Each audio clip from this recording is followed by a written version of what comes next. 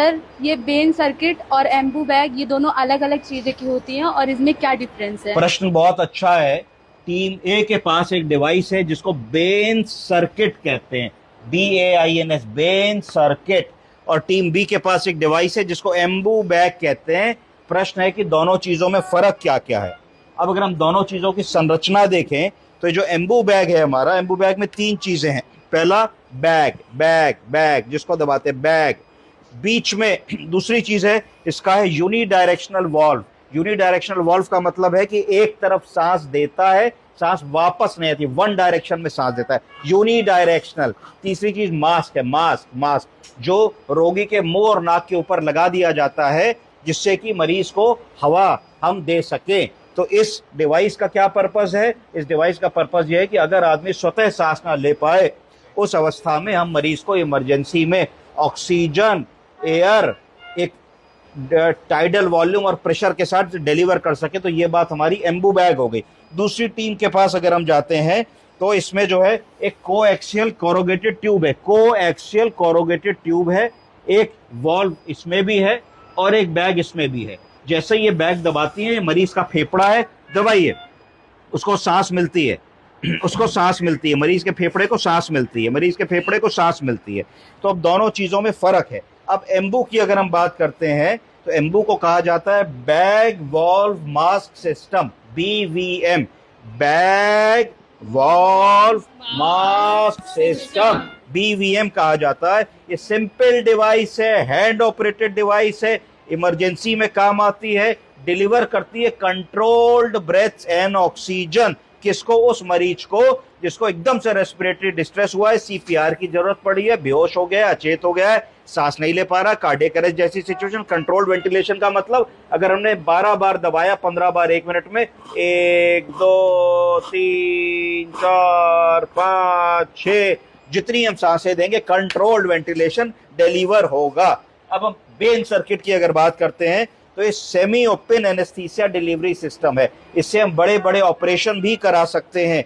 Use surgery के दौरान होता है, क्यों कि हाई फ्लो फ्रेश एयर और गैस की सप्लाई हाई फ्लो लेवल पे मरीज को दी जा सके। क्यों? जिससे कि मरीज ऑपरेशन के दौरान जब सुलाया गया है आधे घंटे पौन घंटे के लिए तो नेचुरली ब्रीथ कर सके और rebreathing of excelled air prevent हो। इन दोनों डिवाइसेस में क्या फर्क है? इसमें जो भी हवा दी और जो भी आई इसी बैग में आ गई तो मरीज वो गंदी हवा बार बार रीब्रीथ कर रहा है, रीब्रीथ कर रहा है।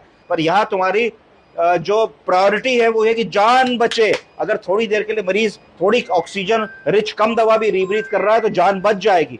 यहां पे तुम्हारी प्रायोरिटी है कि तुम एक प्लान्ड ऑपरेशन या सर्जरी कर रहे हो, तुम ये बिल्कुल भी नहीं चाहते हो कि मरीज का ऑक्सीजन या कार्बन डाइऑक्साइड के अनुपात में कोई प्रॉब्लम आए। तो प्रिवेंट करता है खराब एयर को, जो कार्बन डाइऑक्साइड रिच है, रीब्रीथ करने से। कैसे?